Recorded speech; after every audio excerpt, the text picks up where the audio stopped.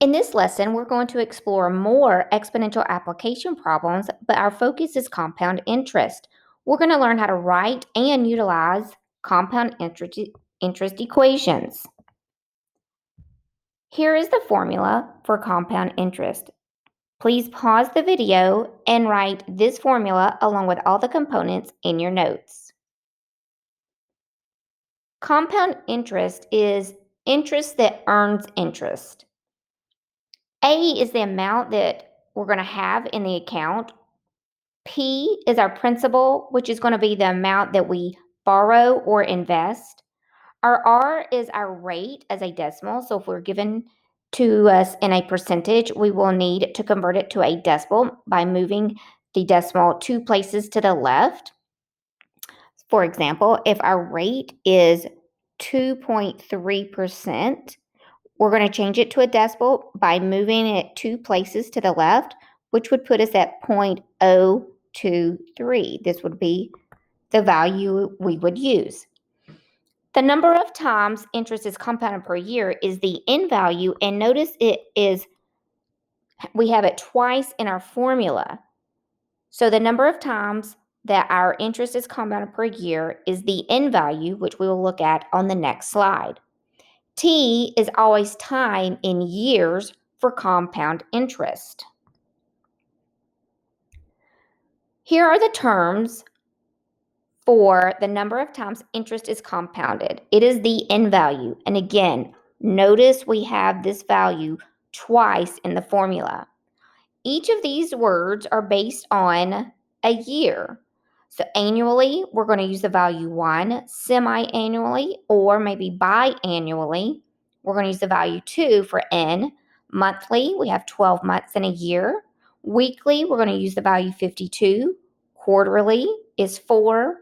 And if our compound interest is compounded daily, we're going to use 365. Let's get started. Josh invested $24,000 at a rate of 4%. The interest is compounded quarterly. How much will he have after so many years? So let's write out all the parts that we know. We know our principal, the P, is $24,000. We know our rate is 4%, which converts to 0.04. And the number of times that it is compounded in a year is quarterly, which is the value 4.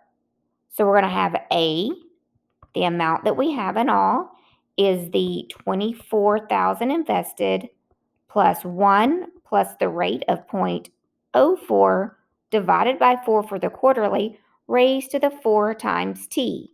And then we can find out after so many years how much money Josh will have in all. So I'm going to use my calculator. You're definitely going to need your calculator. And I'm going to input my 24,000, and then I'm going to use parentheses for times, 1 plus, and then use N over D. In the numerator is 0.04 divided by 4, close our parenthesis, and I'm going to raise it to 4 times 10, and we get $35,732.73. So we're talking about money, so make sure you write your answer as we would in real life. Now let's see how much money Josh will have in 20 years by investing $24,000 at this rate and compounded quarterly. So everything's the same except the time is going to be 20 instead of the previous 10.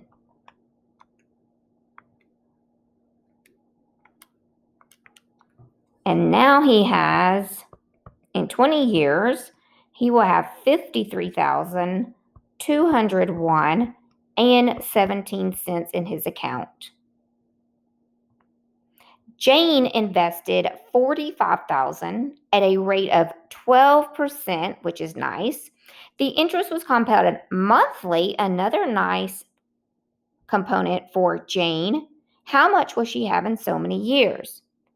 So her principal is $45,000, at a nice rate of 12%, which converts to 0.12.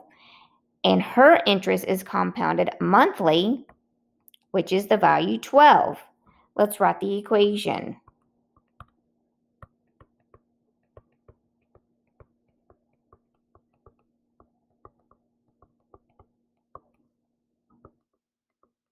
And let's see how much Jane has in 5 years. So she is going to invest $45,000 times 1, which is our 100% of what she has invested. In addition to her investment of $45,000, she's going to have 0.12 divided by 12, close our parenthesis, and raise it to 5 times 12. For 5 years, she is going to have $81,751.35. Let's see how much she's going to have in 10 years at that same rate and compounded monthly.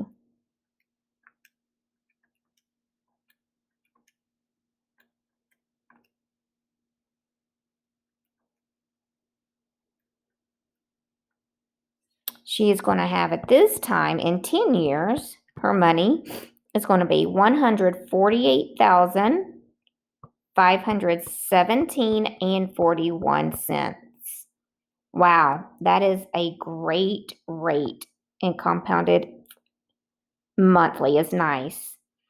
Drew borrowed $1,500 at a rate of 18%. This interest was compounded semi-annually. How much will he owe in so many years? So this time the principal is not what's invested, but what's borrowed. $1,500 at a very high rate. This is not a very good rate to be borrowing. If you were invested, it'd be a great rate.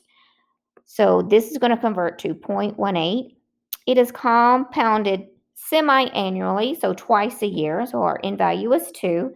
So the total amount that he's going to owe is what he borrows plus the interest rate compounded semi-annually. So let's see how much he's going to owe. 1,500 times, I'm using parentheses, 1 plus N over D, 0.18 divided by 2, raised to the 2 times, let's see, in 2 years. So he is going to owe a total of $2,117.37. Let's see how much he will owe in 5 years.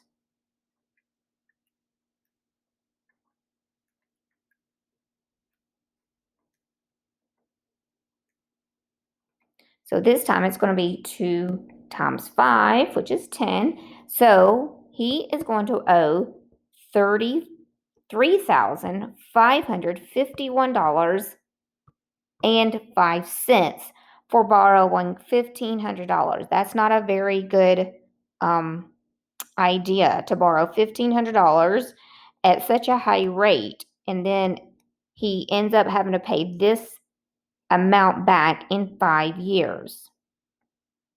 I hope this helps.